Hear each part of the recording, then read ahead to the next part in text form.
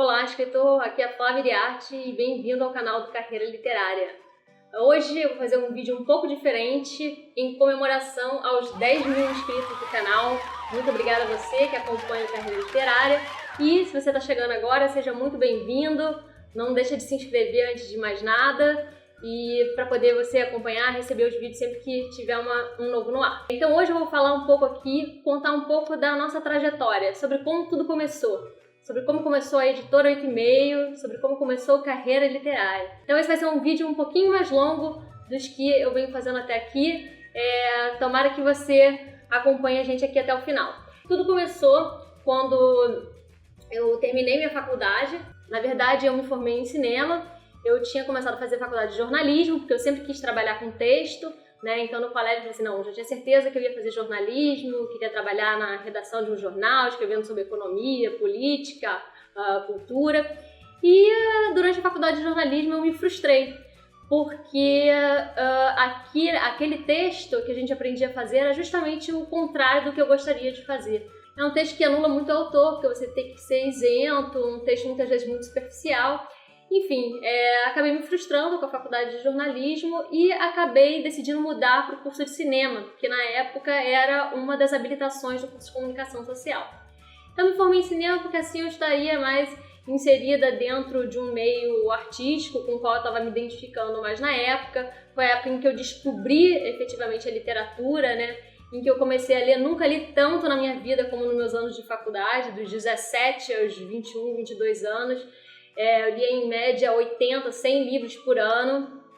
Então, assim, tenho muita saudade desse tempo, porque eu nunca tive tempo de ler tanto como tinha nessa época, não tenho hoje mais. Então, nessa época, acabei decidindo mudar para o curso de cinema e daquela maneira eu estaria mais próxima do tipo de narrativa que eu gostaria de contar, Embora eu tenha descoberto, tenha confirmado a intuição que eu já tinha naquele então, de que a narrativa cinematográfica é muito bacana, eu adoro cinema, sou uma grande espectadora, mas não queria fazer cinema. Para mim era um pesadelo, aquela coisa de set, de produção, de marcar tudo, de fazer aquele processo de criação coletiva. Eu gosto muito do processo de criação solitária que a literatura traz.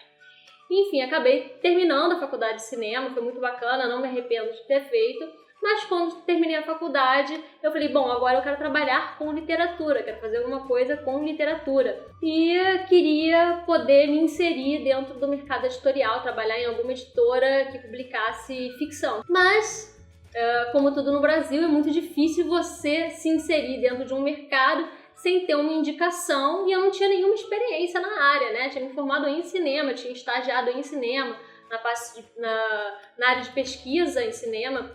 Principalmente, fiz estágio no MAN durante um tempo, no Museu de Arte Moderna aqui no Rio, e não tinha nenhuma experiência nessa área, só a minha bagagem de leitura. Então eu comecei a procurar cursos dentro dessa área, acabei descobrindo uma pós-graduação na Fundação Getúlio Vargas em mercado editorial, Publishing Management, um curso que acabou, mas a gente tem o equivalente dele hoje na Universidade de Santa Úrsula, oferecido pelo Unesp, muito bacana. Então naquela época eu fui fazer esse curso numa perspectiva de me inteirar das possibilidades que o mercado editorial oferecia e fazer contatos, networking, essa coisa toda. Então foi muito bacana, entendi melhor como funcionava e apresentei como projeto de conclusão de curso um livro que veio a ser o primeiro livro da Editora 8,5. Ou seja, ao longo do processo da minha pós, eu fui amadurecendo a ideia de abrir uma editora voltada para novos autores. Eu conhecia muita gente que escrevia justamente por procurar manter diálogo com essas pessoas, por ser alguém que lia muito e, consequentemente, está sempre procurando manter diálogos com pessoas que liam muito também, trocar ideias sobre literatura.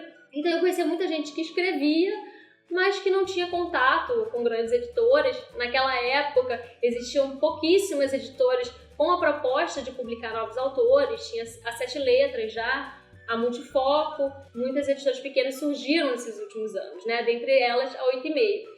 E amadureci a ideia de abrir uma editora voltada para novos autores. Então eu, com o projeto de conclusão de curso da Fundação Getúlio Vargas, apresentei o projeto deste livro aqui, que é o Plástico Bolha, que veio a ser o primeiro livro que eu publiquei pela 8,5. Então, o Plástico Bolha é um jornal que naquele então existia há 5 anos, que tinha nascido na PUC e que publicava autores brasileiros, contemporâneos, que estavam começando suas trajetórias, alguns já mais consagrados. Eu propus ao editor do Plástico Bolha, que era o Lucas Viriato, de fazer uma coletânea de textos do Plástico Bolha. Então a proposta era fazer uma coletânea de prosa e uma coletânea de poesia. Então o de poesia ele veio publicar depois por uma editora que ele abriu, mas o de prosa saiu pela 8,5. E naquele então tinha nomes como a Alice Santana, que hoje é autora da Companhia das Letras, o Gregório do Vivier, da mesma editora, fizeram trajetórias em grandes editoras, a Tatiana Salim Levi também, foram todos publicados nesse primeiro volume. Nesse momento em que o livro do Plástico Bolha estava sendo produzido, saiu uma matéria de página inteira naquela seção do Gente Boa, falando sobre a editora, de que estava nascendo uma editora voltada para novos autores. Isso acabou dando uma projeção assim, de imediato muito interessante para a editora. Eu comecei a receber muitos originais, então a coisa começou a acontecer muito mais rápido do que eu imaginava. E eu vou confessar que no início eu tinha uma ilusão de que as coisas seriam muito mais fáceis do que na realidade elas são, né? Para você ter uma ideia, eu imaginei assim, esse livro aqui, ele tem 20 autores, né? Então eu falei, bom, vou fazer uma tiragem de 1.000 exemplares e essa tiragem de 1.000 exemplares eu vou esgotar ela em um mês no máximo, com 20 autores, né? Cada autor vai vender pelo menos 50 exemplares, né? Então, enfim, ao cabo de um mês eu vou ter vendido tudo e se eu fizer isso uma vez por mês eu vou ter uma renda aí de 8, 10 mil reais por mês, deve ser fácil ganhar dinheiro sendo editora, olha, eu não sei como as pessoas não pensaram nisso antes. Só que não é tão simples assim quanto eu imaginei. A verdade é que é muito difícil você vender livros no Brasil e isso eu vim aprender às duras penas depois. Na noite de lançamento desse livro, que foi um sucesso absoluto, estava lotada a livraria, o lançamento durou quase 5 horas, foi realmente um sucesso, eu vim entender depois, para os padrões do mercado editorial brasileiro. Vendeu 164 livros, eu lembro desse número até hoje. Então, bem distante dos 1.000 exemplares que eu achava que venderia. E depois, a venda, ela quase que tende a zero. Depois do lançamento, se não há uma divulgação, se não há um marketing incisivo, é muito difícil você sustentar a vida do livro. Então, ficou mais ou menos nisso, né? Eu imprimi uma tiragem de 1.000 exemplares e eu tenho Plástico Bolha até hoje para dar e vender. Enfim, serviu de uma experiência super bacana. Agradeço a todos os autores que participaram do livro, porque o projeto ficou muito bonito, mas eu descobri que não era tão fácil assim ser editora como eu imaginava. Então, passei assim os primeiros anos trabalhando em casa, trabalhando no home office, não tinha esse espaço que vocês estão vendo aqui, ainda estava bem longe desse espaço acontecer. Então fui trabalhando como home office, fazendo um livro por mês, um livro a cada 2 meses, trabalhando bem devagar assim, e tinha sorte dos meus pais poderem me dar suporte financeiro, porque a editora só me dava prejuízo. Então passaram uns 3 anos, a gente tinha alguns títulos da editora que não vendiam mais do que 30 exemplares, então eu tinha muito prejuízo. Depois veio o espaço, mas foi muito difícil pagar as contas desse espaço, então nos primeiros anos eu fiquei no vermelho completo, não conseguia nem pagar as minhas contas. Com o tempo eu fui encontrando um modelo de negócios viável, sustentável, a editora passou a ser rentável, mas o meu lucro ainda era muito pequeno. Mal conseguia pagar as contas do meu apartamento. Então, era bem difícil. Eu fui vendo que a realidade de editar livros no Brasil é muito complicada, ainda mais dentro desse nicho de novos autores, etc. E aí você vai descobrindo como que é complicada essa relação, porque o autor faz uma série de idealizações com relação à carreira de escritor que não correspondem à realidade. E é natural, eu própria tinha essas ilusões também como editora. Mas à medida que você entra na realidade, que você começa a trabalhar, você vê que as coisas são bem diferentes.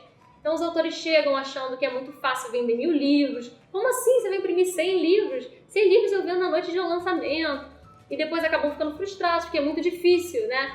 Pensa que é fácil vender 100 livros, né? Depois da sua família, dos seus amigos, quem que vai comprar o seu livro, né? Quem que vai ter interesse de comprar o livro de um escritor novo na livraria, com milhões de livros de autores conhecidos e que você vê insistentemente divulgados pela mídia, todos os dias saindo nas livrarias, é muito difícil competir com esses nomes. Então, a gente vai vendo que a realidade é bem diferente do que aquilo que a gente idealiza inicialmente. Com o tempo, eu fui desanimando, quase fechei a editora. Chegou um tempo que eu falei, não, pera lá, eu já tô com 20 e tantos anos, já tá na hora de eu ter autonomia, não quero mais ter que pedir dinheiro pro meu pai se eu não consigo fechar o mês.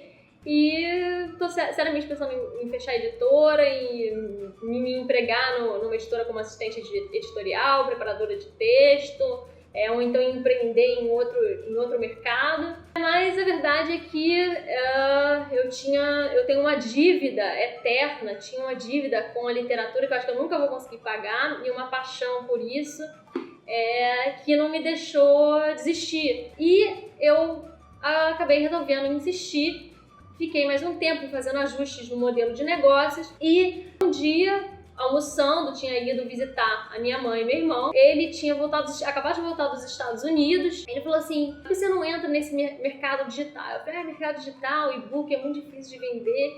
Ele, não, por que você não vende um infoproduto? Por que você não cria um produto, já que você está há tanto tempo nisso, que você sabe das dificuldades pelas quais os escritores passam, escritores que querem começar a publicar, que ainda não sabem como funciona o mercado editorial, por que você não faz um produto mostrando para eles como funciona? Aí eu falei, pô, tá aí. Essa realmente é uma excelente ideia. Não tem ninguém fazendo isso. E daí surgiu Carreira Literária, com a ideia de fazer uma comunidade online em que a gente pudesse orientar, ajudar escritores do Brasil inteiro nas suas trajetórias, como chegar numa editora, como abordar uma editora, como escolher a editora certa para o seu livro, como escrever um book proposal, enfim, passar todas essas informações para que eles tenham uma visão mais realista do mercado. E aí surgiu Carreira Literária e isso foi me entusiasmando, porque abriu uma série de novas possibilidades, né? O mercado editorial é um mercado muito autorreferente, muito autocentrado, muito pequeno, muito cheio de panelinhas. Esse é um lado muito chato que me desanimava bastante. Mas aí o Carreira Literária, né? Dizer que o Carreira Literária começou a ganhar proporções além do que eu imaginava, né? Eu comecei a sentir muito prazer em trabalhar com Carreira Literária, porque ele me abriu uma série de perspectivas que a 8,5 não me oferecia, né? Ou seja, eu trabalhava aqui principalmente com autores do Rio de Janeiro, da Zona Sul, né? Uma perspectiva muito autocentrada de escritores que publicam praticamente para ser lido por escritores, enfim, muita dificuldade de distribuir esses livros de uma forma mais ampla. Então, isso com o tempo foi me dando uma desanimada. E aí eu descobri um espaço em que eu poderia falar com muito mais gente, com escritores que estavam produzindo outros tipos de literatura. Então, é mentira isso aí que dizem, né? Saiu, inclusive, uma pesquisa recentemente de uma professora de Brasília, pesquisa muito bacana, tem seu mérito. Eu li, muito legal, em torno da produção contemporânea brasileira, né? Em que ela diz que a produção brasileira dos últimos 30 anos, se eu não me engano, é basicamente feita por escritores brancos, que o personagem principal dessa literatura é o homem branco, morador da grande cidade e geralmente escritor ou com uma carreira análoga. E isso é meia verdade, tá? Porque pode até ser que as grandes editoras, né, que as instituições legitimadoras coloquem esse tipo de livro no debate central. Mas o que eu descobri com Carreira Literária é que tem gente no Brasil inteiro produzindo todo tipo de literatura. Produzindo literatura de fantasia, literatura policial, literatura que se passa no Nordeste, que se passa no Centro-Oeste, que se passa no Sul, que se passa no interior, com todo tipo de representatividade, com todo tipo de personagens. E isso ampliou os meus horizontes e injetou um ânimo, né, dentro do meu trabalho como editora. E com Carreira Literária, enfim, surgiu o curso de escrita profissional, surgiu o curso de escrita criativa, o curso de escrita criativa e literatura fantástica, surgiram um monte de autores que vieram desses nossos cursos para o catálogo da 8,5, então eu tive a possibilidade de descobrir novos talentos, de descobrir autores incríveis dentro da carreira literária que eu trouxe para 8,5. E é isso, ter uma editora, assim, não é a ilusão, o mundo ideal que a gente imagina, mas é muito bacana, vale muito a pena. Eu fiz vários amigos, vários desses autores aqui do Carreira Literária, aqui o Leandro Jardim, por exemplo, que publicou já 3 livros com a gente, autor de prosa e poesia, que é um amigo querido. O Rodrigo Maceira, que foi, por exemplo, um autor que eu não conheço pessoalmente, de São Paulo. Olha só que bacana isso, né? Um autor de São Paulo, muito talentoso, que foi finalista do Prêmio Oceanos. Publicamos também, tive a possibilidade de publicar nomes mais conhecidos, como a Ana Paula Maia, o Marcelo Mirizola, que é um escritor que eu admiro muito. Vários novos autores, como o Henrique Lugério, que é um cara que vocês vão ainda ouvir falar com certeza, porque é extremamente talentoso. O Rafael Sperling, que foi um dos primeiros autores que eu publiquei, tenho muito orgulho de ter publicado esses livros, O Festa na Usina Nuclear e Um Homem Morreu. É um escritor muito politicamente incorreto, que faz uma literatura muito diferente do que a gente vem vendo aí. Então, enfim, esses 8 anos, né, já faz 8 anos, de 8,5, carreira literária, 3 anos de carreira literária, tem valido a pena, com certeza, apesar das dificuldades, o lado bom é muito maior e eu tenho muito orgulho e sou muito grata por esse projeto. Se você quiser fazer parte da comunidade online Carreira Literária, basta você clicar aqui no link da descrição, faça parte e se inscrever. Aí você vai passar a receber a nossa newsletter e a gente envia para o seu e-mail dicas, chamadas para webinários, treinamentos online, em que a gente dá dicas de escrita criativa e de inserção no mercado editorial. É totalmente gratuito, basta se inscrever. E vou deixar também o link da editora 8,5, se você quiser conferir o nosso catálogo, os livros que eu mencionei aqui, conhecer um pouco mais da nossa linha editorial. Então é isso, pude contar aqui um pouquinho da minha história, da história da 8,5 do Carreira Literária. Se você tiver alguma sugestão de tema dos vídeos aqui do canal, sobre escrita criativa, sobre inserção no mercado editorial, sobre a vida de editor, se tiver alguma curiosidade sobre como funciona a vida de editor, deixa a sua pergunta aqui nos comentários. Não deixa de se inscrever e de ativar o sininho para você receber sempre que um vídeo novo for ao ar. E muito obrigada pela sua presença aqui. Um beijo grande e até a próxima!